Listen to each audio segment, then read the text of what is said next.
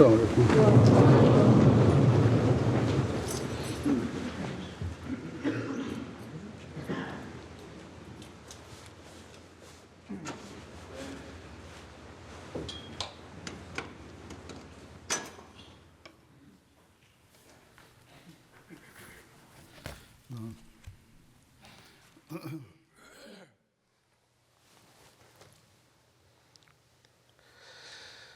اللہ اکبر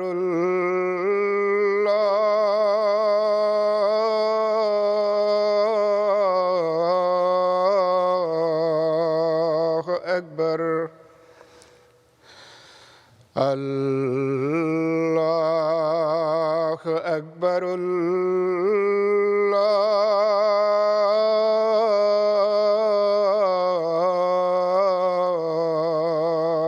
اکبر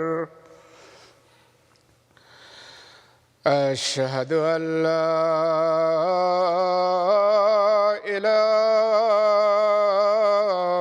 إله إلا الله أشهد أن لا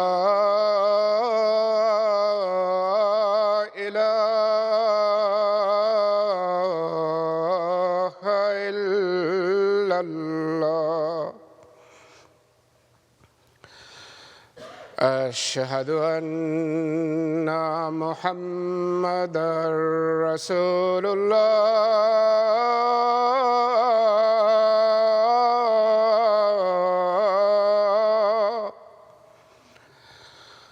أشهد أن محمدًا رسول الله حي على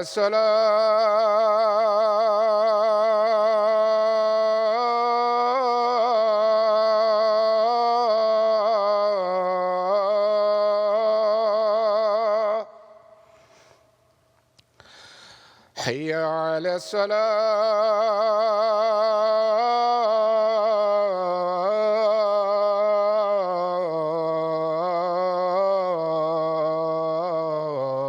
الصلاة حي على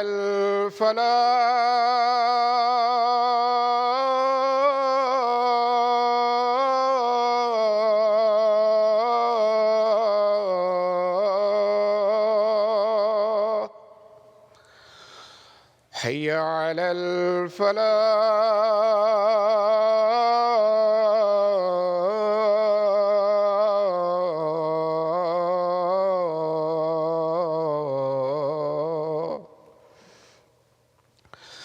الله أكبر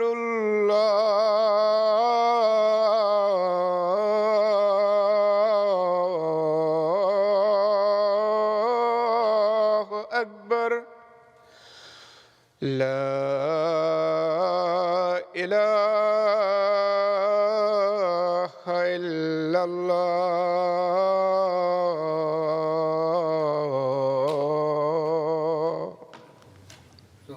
اللہ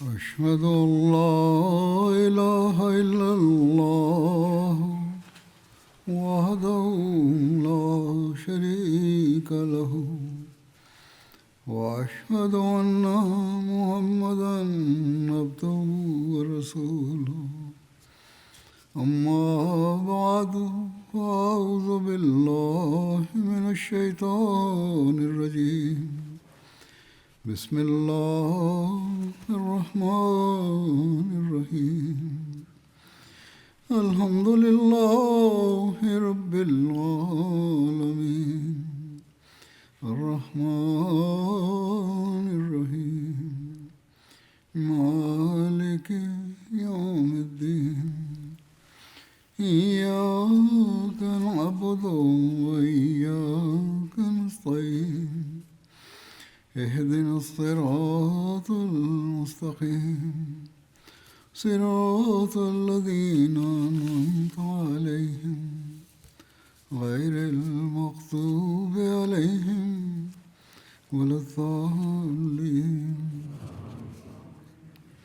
لقد كان لكم في رسول الله أسوة حسنة لمن كان يرجو الله واليوم الآخر وذكر الله كثيرا. اللہ تعالیٰ فرماتا ہے، شاید کا ترجمہ یہ ہے کہ یقیناً تمہارے لیے اللہ کے رسول میں ایک نمونہ ہے ہر اس شخص کے لیے جو اللہ اور یوم آخرت کی امید رکھتا ہے اور کثرت سے اللہ کو یاد کرتا ہے. حضرت عائشہ رضی اللہ عنہا سے کسی نے پوچھا کہ حضرت صلی اللہ علیہ وسلم کے اخلاق عالیہ اور آپ کے اسوے کے بارے میں کچھ بتائیں. تو حضرت عائشہ نے جواب دیا، کیا تم نے قرآن کریم نہیں پڑھا؟ اس میں تو اللہ تعالیٰ نے خود آپ کے اسوے کے بارے میں گواہی دے دی، جیسا کہ اللہ تعالیٰ فرماتا ہے وَإِنَّكَ لَعَلَىٰ خُلُقٍ عَظِيمٍ، کہ اے رسول تو یقیناً اخلاق کے اعلیٰ ترین مقام پر ہے. بس نمونے تو وہی بنا کرتے ہیں جو کسی چیز کے اعلیٰ مقام پر ہوں. جہاں تک حضرت صلی اللہ علیہ وسلم کا تعلق ہے، چاہے یہاں خدا تعالیٰ کے حقوق کا سوال ہو یا بندوں کے حقوق کا، آپ ان دونوں میں وہ اعلیٰ مقام رکھتے تھے جس کی اللہ تعالیٰ نے گواہی دی. اسی لیے اللہ تعالیٰ نے ہمیں فرمایا کہ یہ رسول تمہارے لیے اسوہ ہے. صرف اس کی باتیں نہ سنو بلکہ اس پر عمل بھی کرو. ایمان لے آنا کافی کہ نہیں ہے، اور جب تم عمل کرو گے تو یقیناً تم وہ مقام حاصل کر سکو گے جس کے لیے میں نے یہ رسول بھیجا. بس یہ ذمہ داری ہے ہر مسلمان کی، مومن کی. دنیا میں لوگ ایسے ہیں جو چند ایک تھوڑی سی چند باتیں کر لیتے ہیں اچھی، یا کوئی ایسا کام کر لیتے ہیں جس کی مشہوری ہو جاتی ہے اور ان کے نام بڑے روشن ہوتے ہیں، بڑے انعام اور ان کو ریوارڈ دیے جاتے ہیں. کسی کو نوبل انعام مل رہا ہے، کسی کو کچھ انعام مل رہا ہے، لیکن یہ انعام کسی کمیٹی یا حکومت کی طرف سے ہوتا ہے جو اس کام کے لیے مقرر کی گئی ہوتی ہے. مگر یہ کبھی نہیں ہوا کہ پوری قوم نے کوئی ایسی بات کی ہو جو متفقہ ہو.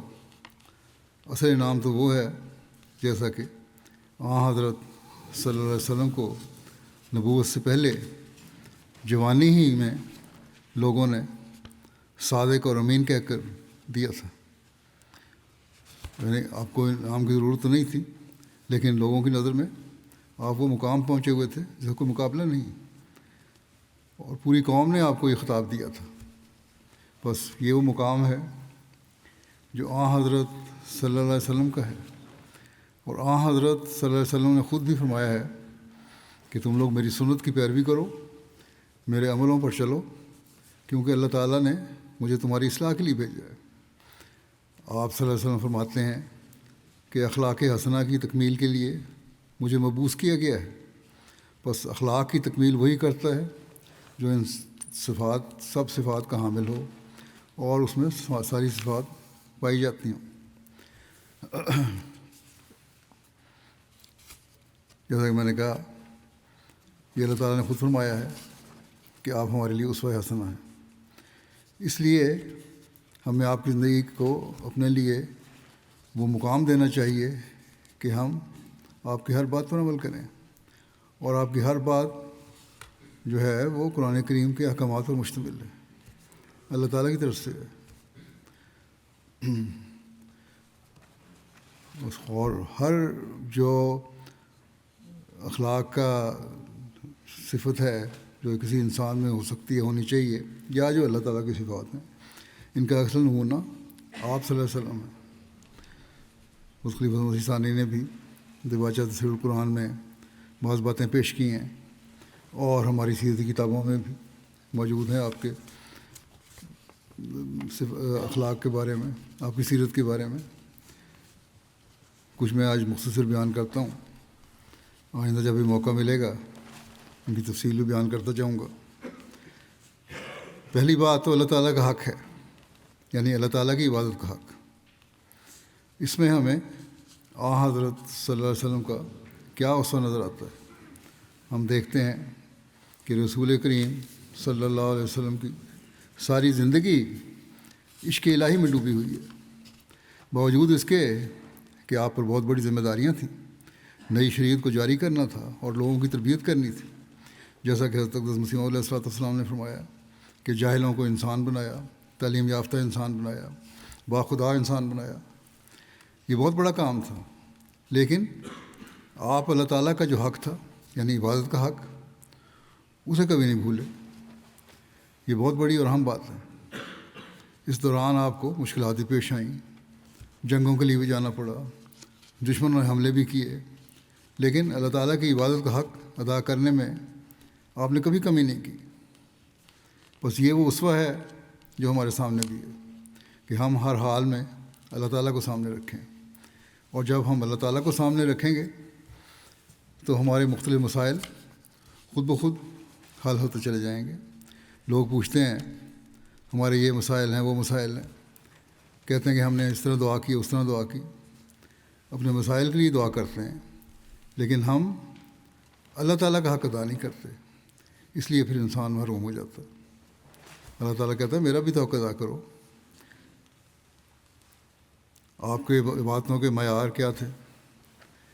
حضرت صلی اللہ علیہ وسلم رات گزرنے پر خدا تعالیٰ کی عبادت کے لیے کھڑے ہو جاتے تھے، نصف رات گزرنے پر کھڑے ہو جاتے، اور اس کی اللہ تعالیٰ نے بھی گواہی دی ہے۔ حضرت عائشہ رضی اللہ عنہا بیان کرتی ہیں کہ میں نے ایک دفعہ ایسے موقع پر جب آپ عبادت کے لیے کھڑے تھے، آپ کو کہا کہ یا رسول اللہ صلی اللہ علیہ وسلم، خدا تعالیٰ کے تو آپ پہلے ہی مکرم ہیں، پھر آپ اپنے نفس کو اتنی تکلیف میں کیوں ڈالتے ہیں کہ رات کو زیادہ حصہ عبادت میں گزار دیتے ہیں، اللہ تعالیٰ کے حضور گڑ گڑا رہے ہوتے ہیں۔ تو آپ نے فرمایا اے عائشہ افلا اکون عبدا شکورا، یہ سچی بات ہے کہ میں خدا تعالیٰ کا مقرب ہوں، اور خدا تعالیٰ نے اپنا فضل کر کے مجھے یہ عطا فرمایا ہے قرب، تو کیا میرا فرض نہیں کہ جتنا ہو سکے میں اس کا شکر ادا کروں، کیونکہ آخر شکر احسان کے مقابلے پر ہی ہوا کرتا ہے۔ یہ دیکھیں کہ اللہ تعالیٰ نے جو آپ پر فضل فرمایا تھا کہ آپ کو آخری شرعی نبی بنایا، آپ پر آخری کتاب مکمل کی، شریعت مکمل کی، اس پر آپ نے یہ بات کی کہ میں شکر نہ ادا کروں، اور اپنی حالت کے مطابق ہر انسان پر اللہ تعالیٰ نے بہت فضل فرمائے ہوئے ہیں، اور اس شکر گزاری کا حق ہے کہ ہم اپنی باتوں کا معیار اونچا کریں۔ لوگ سوال کر دیتے ہیں، نوجوان بھی آتے ہیں اور پوچھتے ہیں کہ ہم اللہ تعالیٰ کی عبادت کس طرح کریں، اللہ تعالیٰ کو ہماری باتوں کی کیا ضرورت ہے، یہ بھی سوال اٹھتا رہتا ہے۔ تو یہی جواب ہے، آج کل کی دنیا سے متاثر ہو کر یہ بچے بھی سوال کر رہے ہیں، تو یہی جواب ہے کہ اللہ تعالیٰ کو تمہاری باتوں کی ضرورت نہیں ہے، لیکن جو اللہ تعالیٰ کے تم پر دینی اور دنیاوی احسانات ہیں، کیا یہ اس بات کا تقاضا نہیں کرتے کہ تم اس کے احسانوں کا شکریہ ادا کرو اور عبد شکور بنو؟ اسی طرح آپ کی سیرت میں یہ واقعہ ملتا ہے کہ جب آپ خدا تعالیٰ کا کلام سنتے تو بے اختیار ہو کر آپ کی آنکھوں میں آنسو آ جاتے، خصوصاً وہ آیات جن میں آپ کو اپنی ذمہ داریوں کی طرف توجہ دلائی گئی ہے۔ چنانچہ ایک روایت میں آتا ہے کہ ایک دن رسول اللہ صلی اللہ علیہ وسلم نے حضرت عبداللہ بن مسعود رضی اللہ عنہ کو فرمایا کہ مجھے قرآن شریف پڑھ کے سناؤ۔ وہ کہتے ہیں میں نے عرض کیا یا رسول اللہ، قرآن کریم تو آپ پر نازل ہوا ہے، میں آپ کو کیا سناؤں؟ آپ نے فرمایا میں پسند کرتا ہوں کہ دوسرے لوگوں سے بھی قرآن کریم پڑھوا کر سنوں۔ حضرت عبداللہ بن مسعود کہتے ہیں کہ اس پر میں نے سورہ نساء پڑھ کر سنانی شروع کی۔ جب میں پڑھتے پڑھتے اس آیت پر پہنچا کہ فکیف اذا جئنا من کل امت بشہید وجئنا بک علی ہؤلاء شہیدا، یعنی اس وقت کیا حال ہوگا جب ہم ہر قوم میں سے اس کے نبی کو اس کی قوم کے سامنے کھڑا کر کے اس قوم کا حساب لیں گے، اور تجھ کو بھی تیری قوم کے سامنے کھڑا کر کے اس کا حساب لیں گے۔ تو رسول اللہ صلی اللہ علیہ وسلم نے فرمایا بس کرو بس کرو۔ صحابی کہتے ہیں میں نے آپ کی طرف دیکھا تو آپ کی دونوں آنکھوں سے ٹپ ٹپ آنسو بہہ رہے تھے، اتنی خشیت آپ پر طاری ہو گئی، اور اس وقت آپ کو یقیناً قوم کی بھی فکر ہو گئی کہ میری قوم کو ایسی حرکت نہ کر بیٹھے جو اللہ تعالیٰ کی ناراضگی کا موجب بنے اور پھر مجھے ان کے خلاف گواہی دینی پڑے۔ بس اس میں سے ایک پہلو یہ بھی نکلتا ہے کہ جہاں آپ کی گواہی کے لیے اور بہت ساری باتیں ہیں، وہاں ہمیں ڈرنا چاہیے کہ آپ صلی اللہ علیہ وسلم کی گواہی کہیں ہمارے خلاف نہ ہو، ہماری حقیقت ایسی ظاہر نہ ہو جائے جو ہمارے گناہوں کو ظاہر کر دے اور ہم اللہ تعالیٰ کی سزا کا مورد بن جائیں۔ بس یہ بڑے خوف کا مقام ہے، ہمیں بھی انہیں باتوں کے حق ادا کرنے چاہیے، اور اللہ تعالیٰ سے وہ محبت کرنی چاہیے جس کی حضرت صلی اللہ علیہ وسلم نے ہمیں تلقین فرمائی، اور اللہ تعالیٰ نے بھی ہمیں قرآن کریم میں اس کا حکم دیا ہے۔ نماز کی پابندی دیکھ لیں، اس کا آپ کو اتنا خیال تھا کہ سخت بیماری کی حالت میں بھی آخری دنوں میں جب نماز لیٹ کے پڑھ لینے کی اجازت ہوتی ہے، تاریخ میں آتا ہے کہ آپ لوگوں کا سہارا لے کر مسجد کی طرف گئے، اور ایک دن آپ نہیں آ سکے تو آپ نے حضرت ابوبکر کو نماز پڑھنے کا حکم دیا، پڑھانے کا حکم دیا۔ اس دوران آپ نے دیکھا کہ آپ کی طبیعت میں کچھ بہتری ہے تو فوراً 2 آدمیوں کا سہارا لے کر مسجد کی طرف چل پڑے۔ حضرت عائشہ رضی اللہ عنہا فرماتی ہیں کہ اس حالت میں بھی یہ حال تھا کہ آپ کے دونوں پاؤں زمین پر گھسٹ رہے تھے، لیکن نماز با جماعت کی اہمیت آپ کے پیش نظر تھی، امت کو دکھانا چاہتے تھے، اس نے آپ نے وہ تکلیف برداشت کی، پاؤں گھسٹتے ہوئے وہاں پہنچے، اب وہاں مسجد چلے گئے، اپنی بیماری کی پرواہ نہیں کی۔ تو یہ ہے اللہ تعالیٰ کی محبت کا حال آپ کا، اور اس حوالے سے لوگوں کی تربیت بھی کس طرح فرماتے تھے۔ ایک تو نمازوں کی پابندی کی طرف توجہ ہے، پھر یہ کہ اللہ تعالیٰ کی بڑائی اور اس کا مقام لوگوں کو کس طرح باور کرانا ہے، کس طرح تربیت کرتے تھے۔ عربوں میں یہ رواج تھا کہ توجہ دلانے کے لیے تالیاں پیٹی جاتی تھیں، اور یہ رواج ان زمانے میں تو عام تھا، لیکن آپ صلی اللہ علیہ وسلم نے اس رواج کو ختم کر کے فرمایا کہ اس کی جگہ ذکر الہی ہونا چاہیے۔ اس بارے میں لکھا ہے کہ ایک دفعہ رسول اللہ صلی اللہ علیہ وسلم کسی کام میں مشغول تھے، نماز کا وقت ہو گیا، آپ نے فرمایا کہ ابوبکر کو کہیں کہ نماز پڑھا دیں۔ اتنے میں آپ وہاں سے فارغ ہو کر اور فوراً مسجد کی طرف چل پڑے۔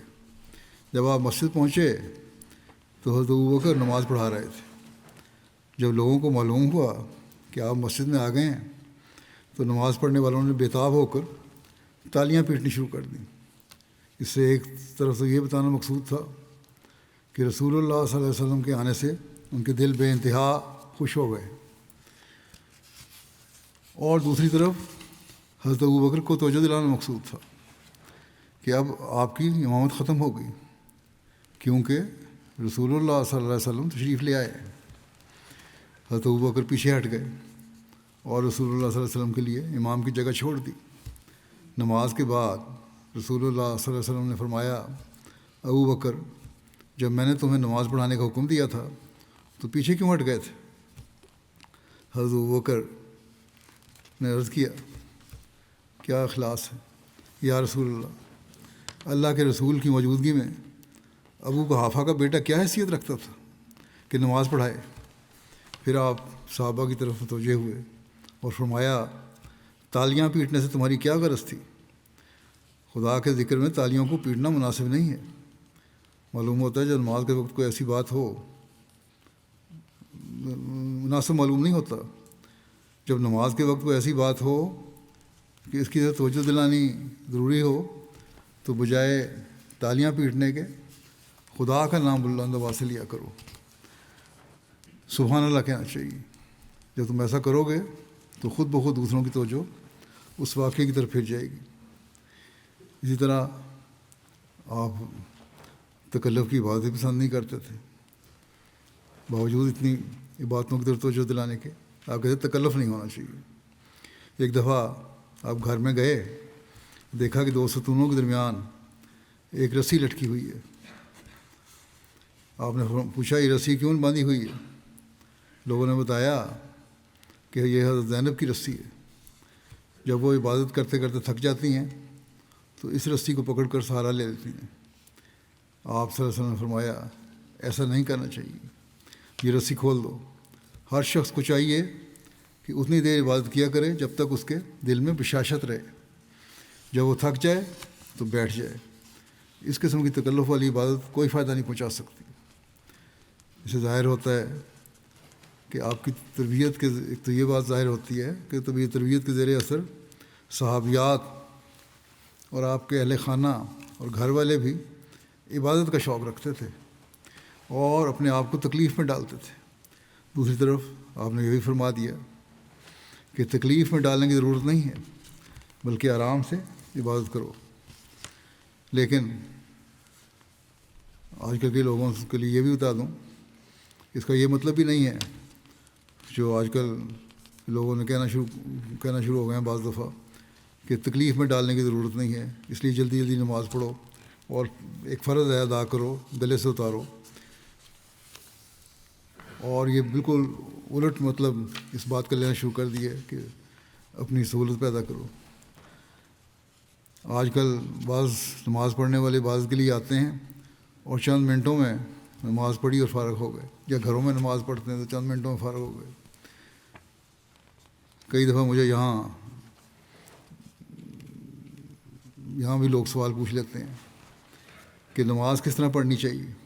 تو نماز اسی طرح پڑھنی چاہیے کہ اسے سنوار کے پڑھو.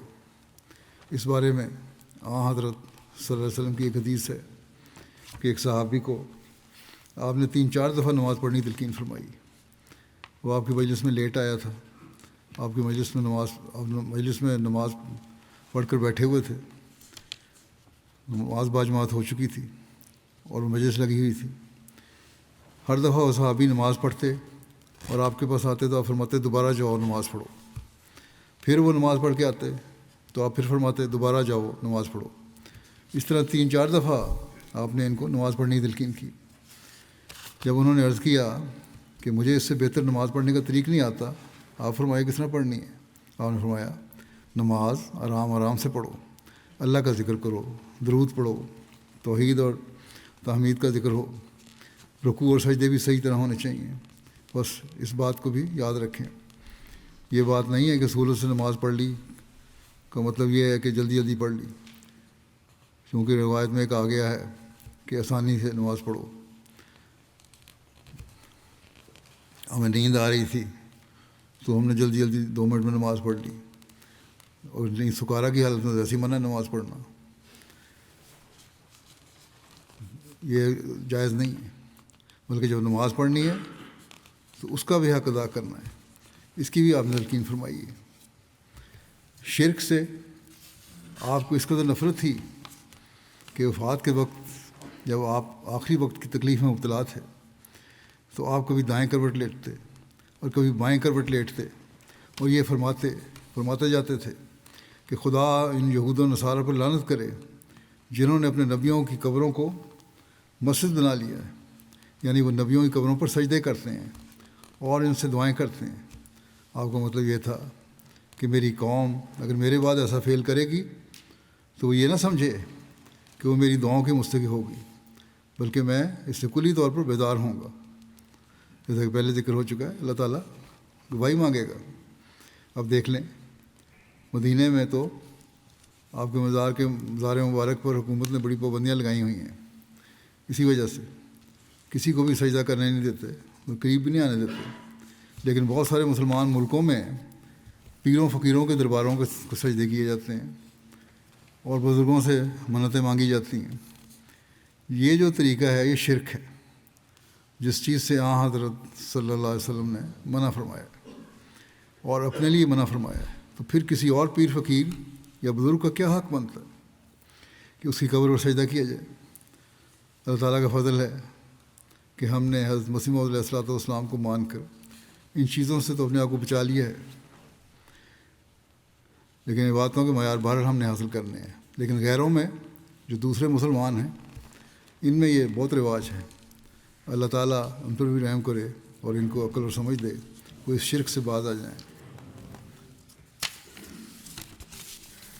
خدا تعالیٰ کے حضور انکساری کی یہ حد تھی کہ جب لوگوں نے آپ سے کہا کہ یا رسول اللہ صلی اللہ علیہ وسلم، آپ تو اپنے عمل کے زور سے خدا تعالیٰ کے فضل کو حاصل کر لیں گے، کیونکہ اللہ تعالیٰ نے آپ کو سند عطا فرما دی ہے اور آپ کے اخلاق کی تعریف کی ہے اور آپ کے اسوے کو مسلمانوں کے لیے عمل کا ایک معیار قرار دیا ہے، تو اس کا مطلب ہے کہ آپ کے اعمال ایسے ہیں کہ اللہ تعالیٰ آپ کو بخش دے گا یا بخش دیا ہے؟ آپ نے فرمایا نہیں، میں بھی خدا کے احسان سے ہی بخشا جاؤں گا۔ چاہے حضرت ابو ہریرہ رضی اللہ عنہ بیان کرتے ہیں کہ میں نے ایک دن رسول اللہ صلی اللہ علیہ وسلم سے سنا، آپ فرما رہے تھے کہ کوئی شخص اپنے عملوں سے جنت میں داخل نہیں ہوگا۔ میں نے عرض کیا یا رسول اللہ، کیا آپ بھی اپنے عملوں سے جنت میں داخل نہیں ہوں گے؟ آپ نے فرمایا میں بھی اپنے اعمال کے زور سے جنت میں داخل نہیں ہو سکتا، ہاں خدا تعالیٰ کا فضل اور اس کی رحمت مجھے ڈھانک لے تو یہی ایک صورت ہے۔ بخاری کی یہ روایت ہے۔ پھر آپ نے نصیحت کرتے ہوئے فرمایا کہ اپنے کاموں میں نیکی اختیار کرو اور خدا تعالیٰ کے قرب کی راہیں تلاش کرو، اور فرمایا تم میں سے کوئی شخص اپنی موت کی خواہش نہ کیا کرے، اگر وہ نیک ہے تو زندہ رہ کر اپنی نیکیوں میں اور بھی بڑھ جائے گا، اور اگر بد ہے تو زندہ رہ کر اسے اپنے گناہوں سے توبہ کرنے کی توفیق ملے گی، خیال پیدا ہو جائے تو یہ ایک بہت اہم نصیحت ہے جسے ہمیں یاد رکھنا چاہیے کہ کبھی موت کی تمنا نہیں کرنی چاہیے۔ اس کی وجہ آپ نے یہ بیان فرمائی کہ اگر کسی کو تکلیف کی وجہ سے تم یہ کر رہے ہو، کسی وجہ سے کرتا ہے نا انسان موت کی تمنا، اور تمہاری کچھ نیکیاں ہیں تو اللہ تعالیٰ تمہیں نیکیوں کی مزید توفیق دے گا اور تمہارے لیے بہتر اگلے جہان میں انتظام ہوگا، تمہارے گناہوں کو معاف کر دے گا، اور اگر بدیاں ہیں تو توبہ اور استغفار کی توفیق ملے گی تمہیں، اگر اس طرح توجہ پیدا ہو گئی ہے، اور بدیوں سے نجات ہو جائے گی، پھر بھی اللہ تعالیٰ کا قرب حاصل کرو گے، اور جب وقت آئے گا اس وقت پھر اللہ تعالیٰ تمہارے ساتھ ایسا سلوک فرمائے گا کہ تمہاری بخشش کے سامان بھی ہو سکتے ہیں، ہوں گے۔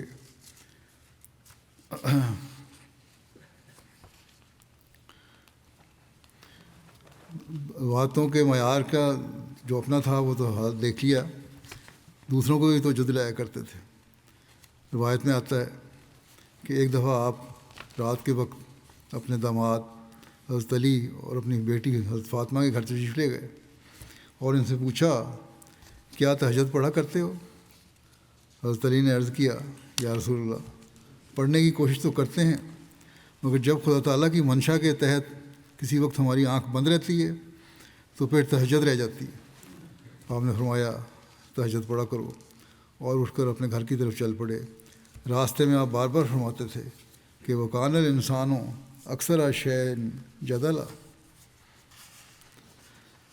یعنی انسان اکثر اپنی غلطی تسلیم کرنے سے گھبراتا ہے اور مختلف قسم کی دلیلیں دے کر اپنے قصور پر پردہ ڈالتا ہے۔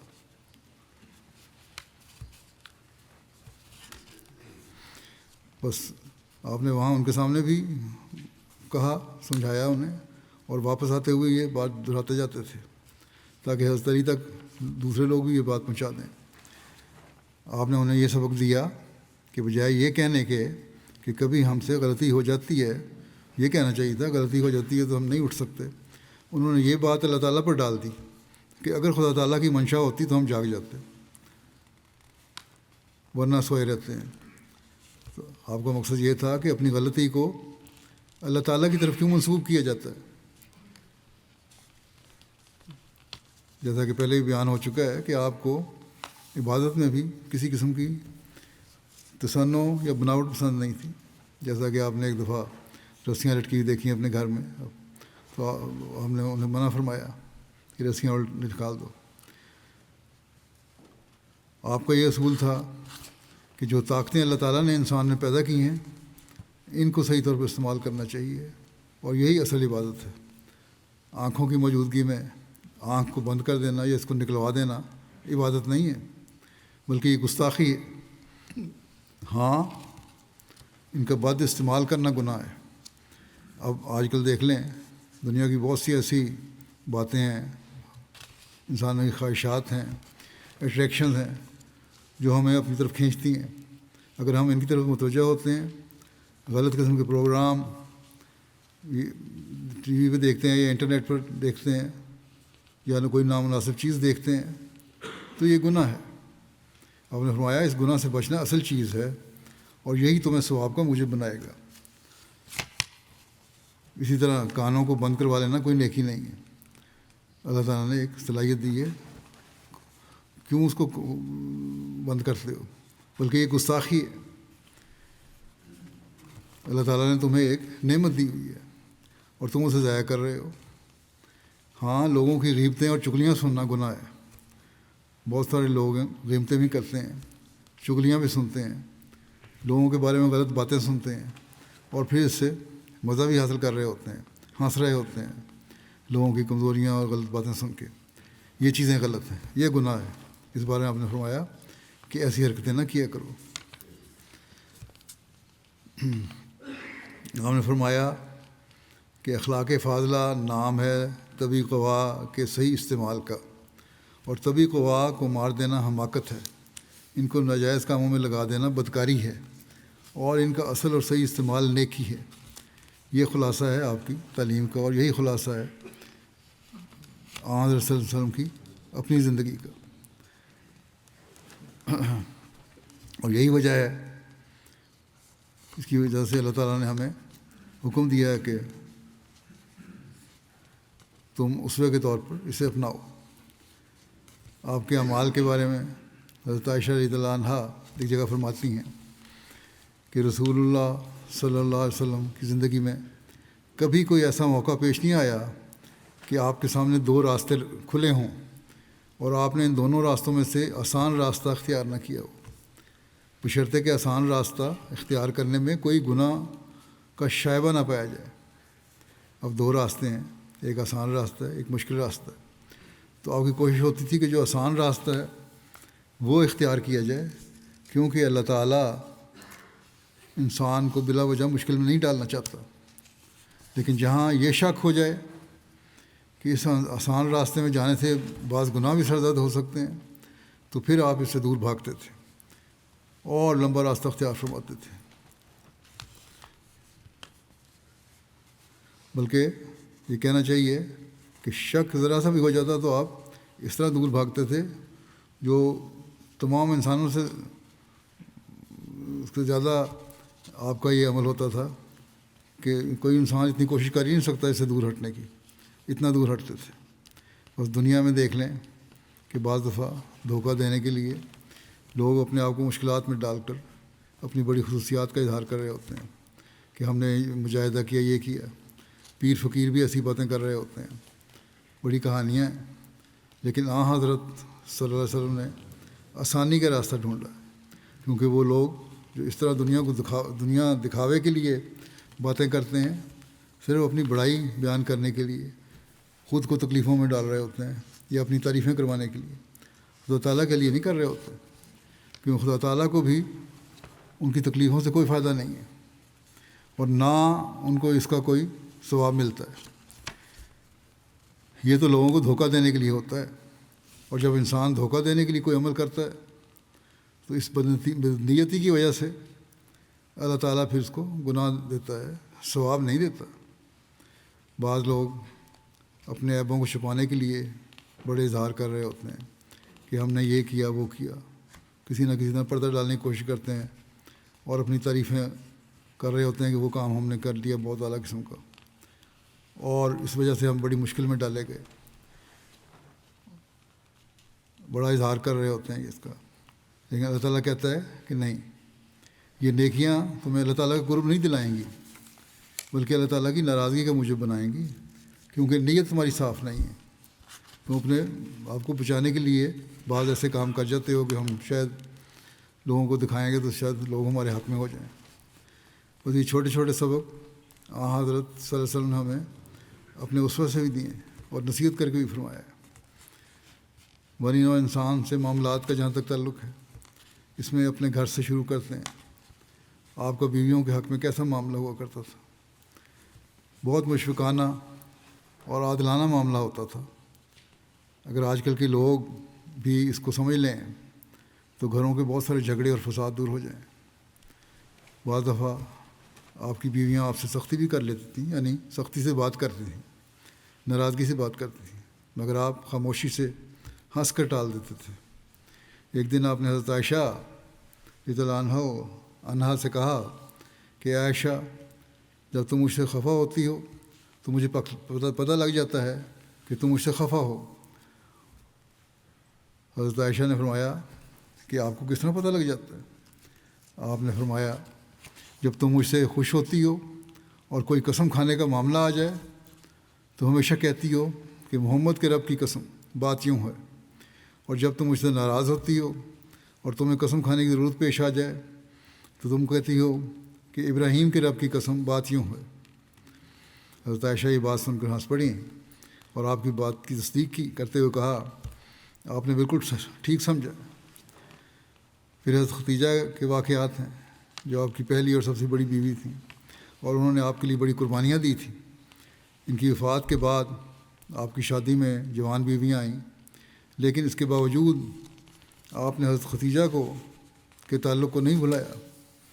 حضرت ختیجہ کی سہیلیاں بھی جب آتیں تو آپ ان کے استقبال کے لیے کھڑے ہو جاتے، اور حضرت ختیجہ کی بنی ہوئی کوئی چیز آپ کے سامنے آ جاتی تو آپ کی آنکھوں میں آنسو آ جاتے۔ جنگ بدر کا واقعہ ہے، آپ کے ایک داماد جو ابھی مسلمان نہیں ہوئے تھے قیدی ہو کر آئے، اور آزادی کا فدیہ ادا کرنے کے لیے ان کے پاس کوئی مال نہیں تھا۔ ان کی بیوی یعنی رسول اللہ صلی اللہ علیہ وسلم کی بیٹی نے جب دیکھا کہ میرے خاوند کو بچانے کے لیے اور کوئی مال نہیں، تو اپنی والدہ کی آخری یادگار ایک ہار جو ان کے پاس تھا وہ انہوں نے اپنے خاوند کے فدیے کے طور پر مدینہ بھجوا دیا۔ جب وہ ہار رسول کریم صلی اللہ علیہ وسلم کے سامنے پیش ہوا تو آپ نے اسے پہچان لیا اور آپ کی آنکھوں میں آنسو آ گئے۔ آپ نے صحابہ سے فرمایا، میں آپ لوگوں کو حکم نہیں دیتا کیونکہ مجھے ایسے حکم دینے کا کوئی حق نہیں، لیکن میں جانتا ہوں کہ یہ ہار زینب کے پاس اس کی ماں کی آخری یادگار ہے۔ اگر آپ لوگ خوشی سے ایسا کر سکتے ہیں تو میں سفارش کرتا ہوں کہ بیٹی کو اس کی ماں کی آخری یادگار سے محروم نہ کیا جائے۔ صحابہ نے کہا، یا رسول اللہ صلی اللہ علیہ وسلم، ہمارے لیے اس سے زیادہ خوشی کا کیا موجب ہو سکتا ہے؟ چنانچہ انہوں نے وہ ہار حضرت زینب کو واپس کر دیا۔ حضرت ختیجہ نے جو نیکیاں آپ سے کی تھیں ان کا اثر آپ پر اتنا زیادہ تھا کہ آپ اکثر اپنی بیویوں سے ان کا ذکر کرتے رہتے تھے۔ اس پر ایک واقعہ آتا ہے کہ بیویوں میں آپس میں تھوڑی سی چپوسی ہو جاتی ہے، چاہے بیوی فوت بھی ہو گئی ہو، اس کی زیادہ تعریف کی جائے تو جیلسی ہو جاتی ہے۔ حضرت عائشہ کے پاس اس طرح آپ نے ایک دفعہ حضرت ختیجہ کی تعریف کی تو حضرت عائشہ نے کہا، یا رسول اللہ، اس بڑھیا کا کیوں ذکر کرتے رہتے ہیں؟ جانے دیں، اب چھوڑیں اس کو، اللہ تعالیٰ نے اس سے بہتر جوان اور خوبصورت عورتیں آپ کو دی ہیں۔ یہ سن کر رسول کریم صلی اللہ علیہ وسلم پر رقت طاری ہو گئی۔ آپ نے فرمایا، عائشہ، تمہیں معلوم نہیں ختیجہ نے میری کس قدر خدمت کی ہے؟ اخلاق فاضلہ کا آپ کا کیا معیار تھا؟ اگر ہم تاریخ پر نظر ڈالیں دیکھتے ہیں، آپ کی پیدائش سے پہلے آپ کے والد اور بچپن میں ہی آپ کی والدہ فوت ہو گئی تھی۔ ابتدائی 8 سال آپ نے اپنے دادا کی نگرانی میں گزارے۔ اس کے بعد آپ نے اپنے چچا ابو طالب کی ولایت میں پرورش پائی۔ چچا کا خونی رشتہ بھی تھا اور ان کے والد نے بھی مرتے وقت رسول کریم صلی اللہ علیہ وسلم کے حق میں خاص طور پر وصیت فرمائی تھی۔ اس لیے وہ رسول کریم صلی اللہ علیہ وسلم سے خاص طور پر محبت رکھتے تھے اور آپ کا خیال بھی رکھتے تھے، لیکن چچی میں نہ وہ شفقت کا مادہ تھا اور نہ خاندانی ذمہ داریوں کا احساس۔ جب گھر میں کوئی چیز آتی تو بسا اوقات چچی وہ اپنے بچوں کو پہلے دے دیتی اور رسول کریم صلی اللہ علیہ وسلم کا خیال نہ رکھتی۔ ابھی بچے تھے آپ۔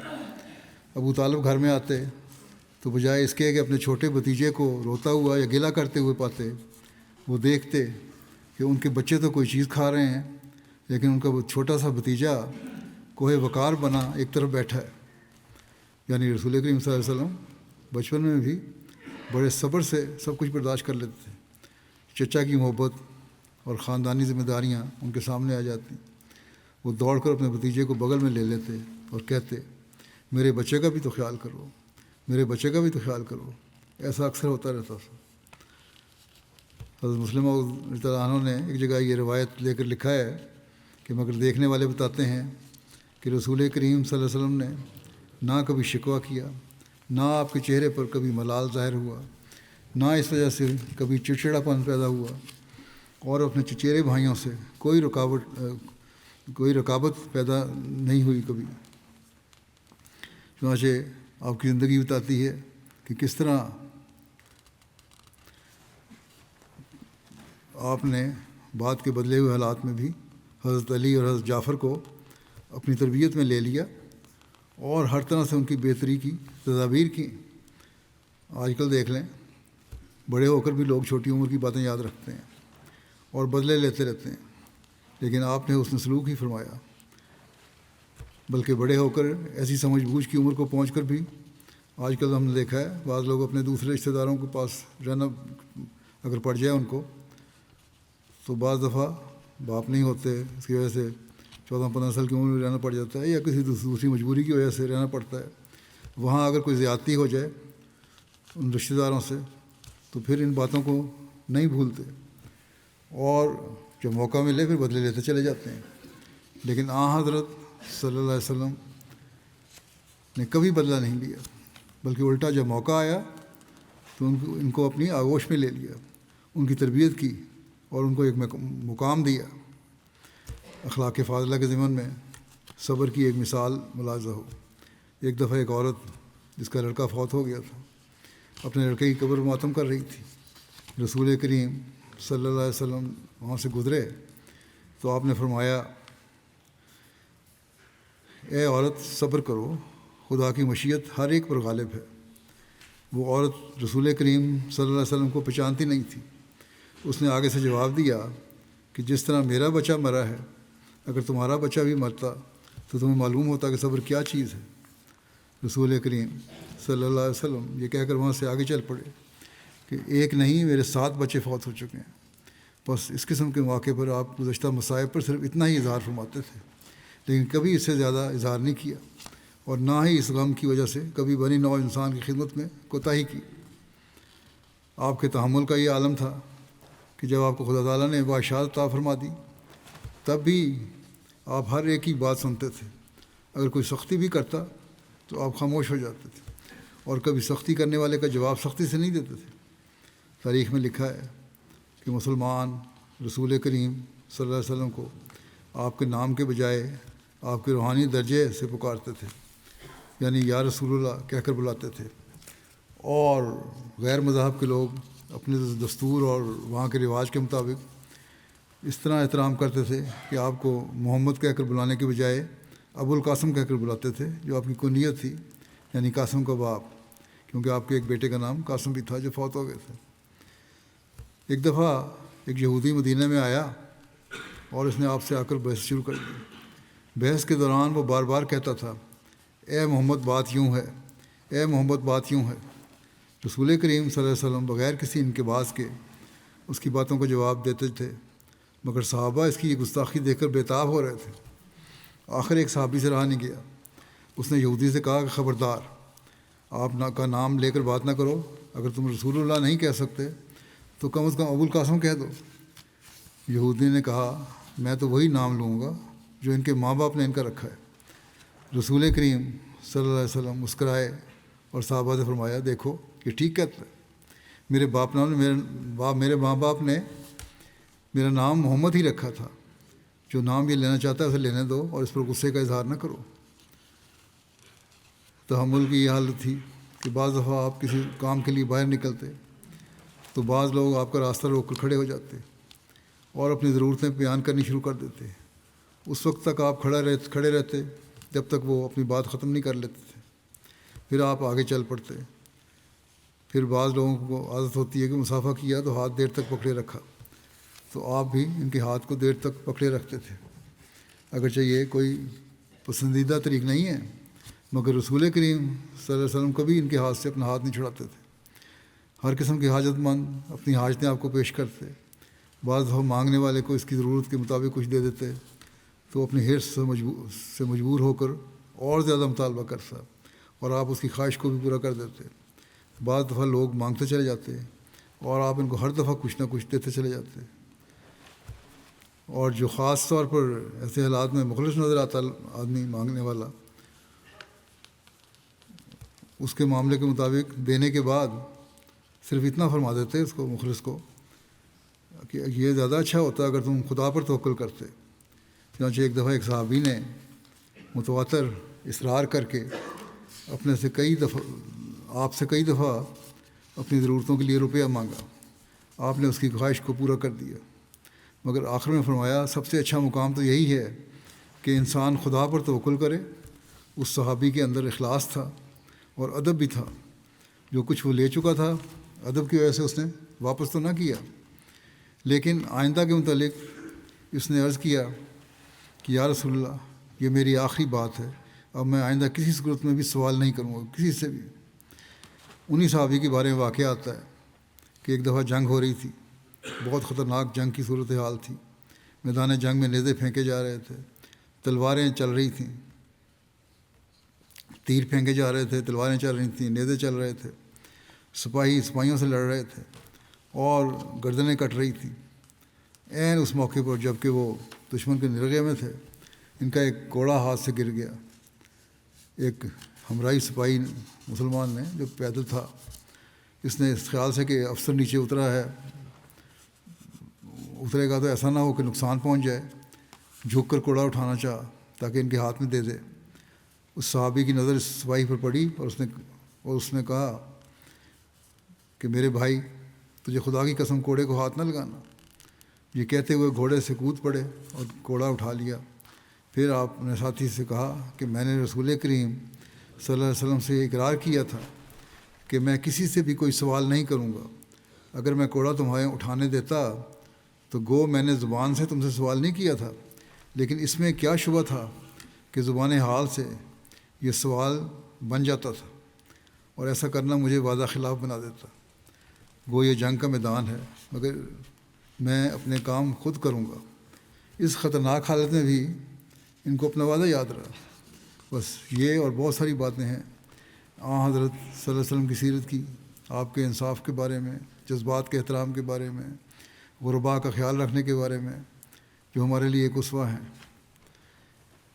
غرباء کے مالوں کی حفاظت کے بارے میں، عورتوں سے حسن سلوک، جیسا کہ میں نے پہلے بھی ذکر کیا ہے، گھر میں بیویوں سے اور عام عورتوں سے بھی حسن سلوک فرماتے تھے۔ بنی نوع انسان کی خدمت کرنے کے بارے میں، ہمسایوں سے حسن سلوک اور رشتہ داروں سے حسن سلوک کے بارے میں بے شمار باتیں ہیں جو آپ صلی اللہ علیہ وسلم کے اسوے میں ہمیں ملتی ہیں۔ لوگوں کے مال کی حفاظت کے لیے آپ کیا کوشش کرتے تھے، دوسروں کے عیب چھپانے کے لیے کے بارے میں کیا کوشش ہوتی تھی آپ کی، آپس میں تعاون کے بارے میں کیا فرماتے تھے اور کیا آپ کا عمل تھا،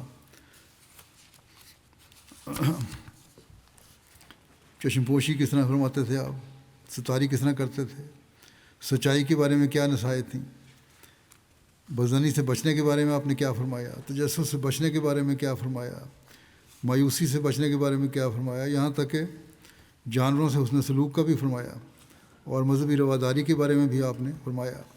یہ ساری باتیں ایسی ہیں جو ہمارے لیے کامل اسوہ ہیں۔ جیسا کہ میں نے پہلے بھی کہا کہ آئندہ انشاءاللہ یہ موقع کے لحاظ سے بیان کرتا رہوں گا میں یہ باتیں۔ اس وقت میں یہاں ختم کرتا ہوں اس بات کو، اور حضرت مسیح موعود علیہ الصلوۃ والسلام کا ایک اقتباس پڑھتا ہوں۔ آپ فرماتے ہیں، وہ انسان جس نے اپنی ذات سے، اپنی صفات سے، اپنے افعال سے، اپنے اعمال سے اور اپنی روحانی اور پاک و وا کے پرزور دریا سے کمال تام کا نمونہ علماً و عملاً صدقاً و ثباتاً دکھلایا اور انسان کامل کہلایا، وہ مبارک نبی حضرت خاتم الانبیاء امام الاصفیاء ختم المرسلین فخر المرسلین جناب محمد صلی اللہ علیہ وسلم ہیں۔ اے خدا، اے پیارے خدا، اس پیارے نبی پر وہ رحمت اور درود بھیج جو ابتدائی دنیا سے تو نے کسی پر نہ بھیجا ہو۔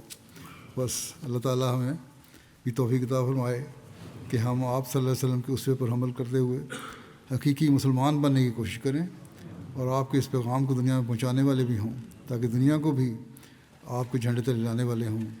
اللہ تعالیٰ ہمیں اس کی توفیق عطا فرمائے۔ اللہم صلی علی محمد وعلی آل محمد وبارک وسلم انک حمید مجید۔ نماز کے بعد میں جنازہ بھی پڑھاؤں گا۔ جنازہ آ گیا۔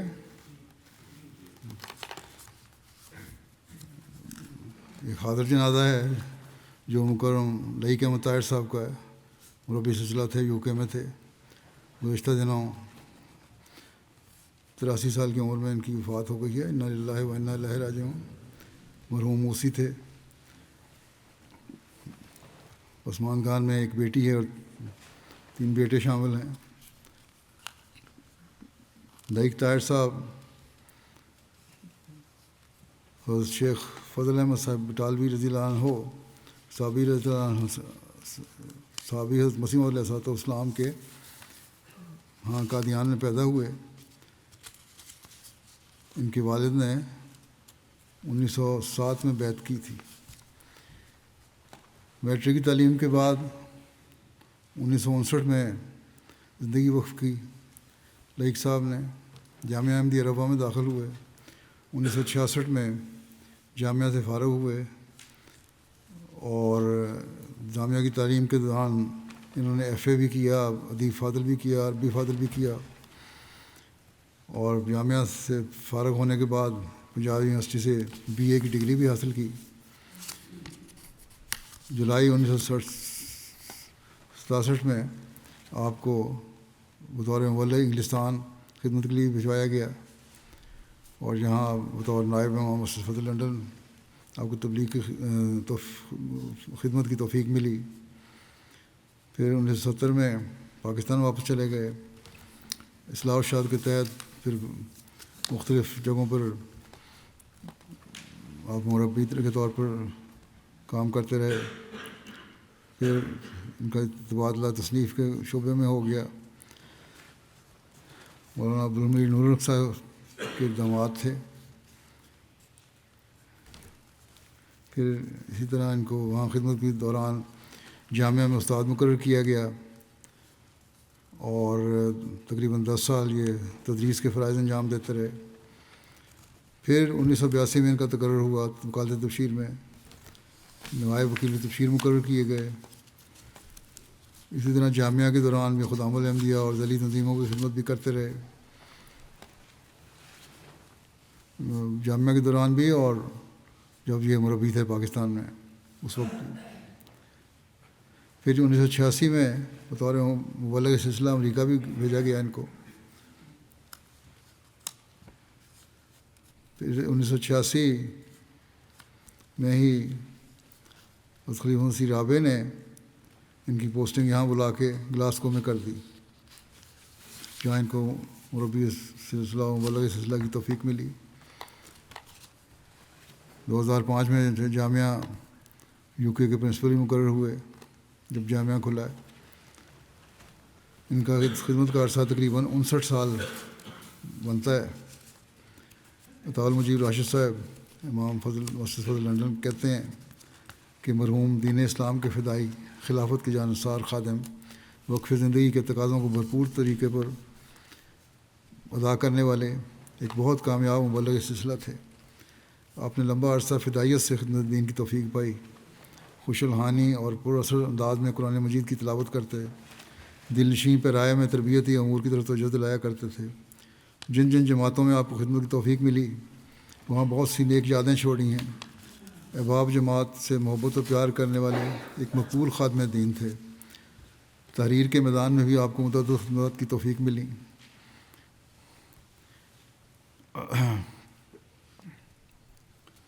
دعاؤں پر خاص توجہ تھی ان کی.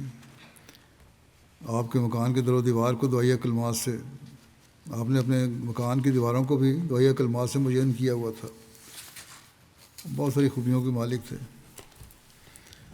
مبارک صدیقی صاحب کہتے ہیں کہ ربا کے زمانے سے میں ان کو جانتا ہوں. باعث نہایت شگفتہ تھے، شگفتگی پائی جاتی تھی، شائستگی تھی طبیعت میں، خلافت اور نظام جماعت سے بے حد عقیدت تھی، اور ملنے والوں کو بھی یہ نصیحت کرتے تھے خلیفہ وقت کی کامل اطاعت کرو.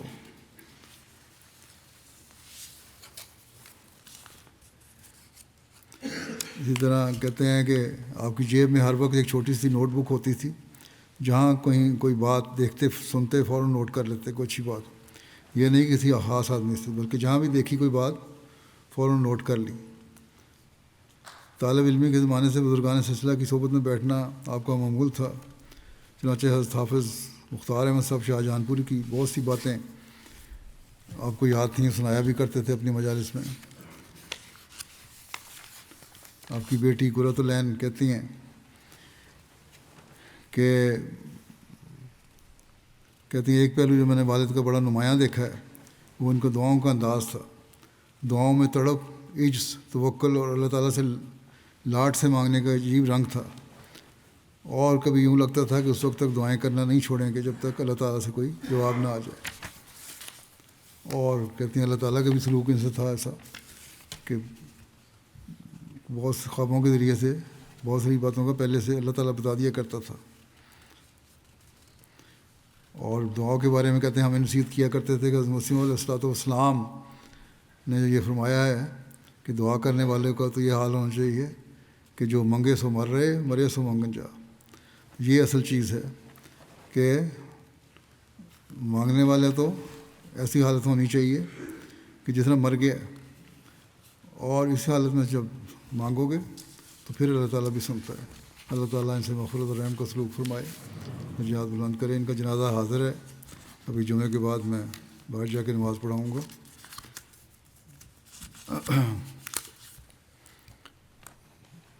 دوسرا ذکر ہے جنازہ غائب ہے مکرم سیگا جالو صاحب، نائب صدر ریجن سیگو مالی کے ہیں. ان کی گزشتہ دنوں وفات ہوئی ہے. انا للہ و انا الیہ راجعون. مرحوم بھی موسی تھے. مبلغ سلسلہ تاثیر صاحب لکھتے ہیں کہ مرحوم کو ریڈیو پروگرام سن کر 1916 میں احمدیت قبول کرنے کی توفیق ملی، اور پھر اپنے ایمان میں انہوں نے بڑی ترقی کی. بڑے فدائی اور فعال احمدی تھے. جماعتی پروگراموں میں چندہ جات میں بڑے بڑھ چڑھ کر حصہ لیتے تھے. روزانہ فجر اور مغرب عشاء کی نماز مسجد میں آ کر ادا کرتے تھے. دور سے بھی خلافت سے بے پناہ عقیدت اور محبت کا تعلق تھا.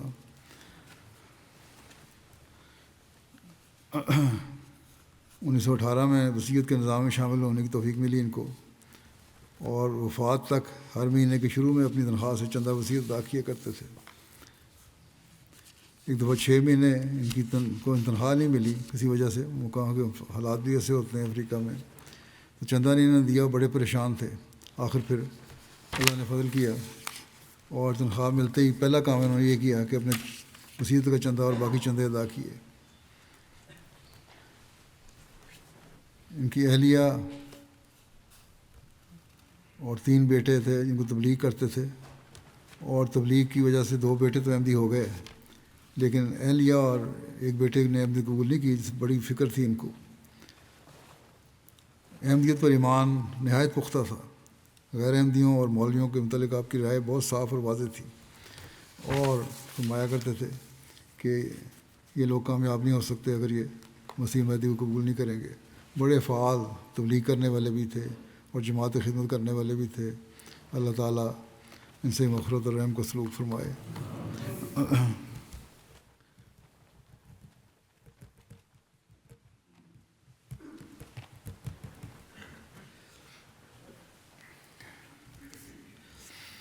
الحمد لله نحمده ونستعينه ونستغفره ونؤمن به ونتوكل عليه ونعوذ بالله من شرور أنفسنا ومن سيئات أعمالنا من يهده الله فلا مضل له ومن يضلل فلا هادي له ونشهد أن لا إله إلا الله ونشهد أن محمدا عبده ورسوله عباد الله رحمكم الله إن الله يأمر بالعدل والإحسان وإيتاء ذي القربى وينهى عن الفحشاء والمنكر والبغي يعظكم لعلكم تذكرون اذكروا الله يذكركم وادعوه يستجب لكم ولذكر الله أكبر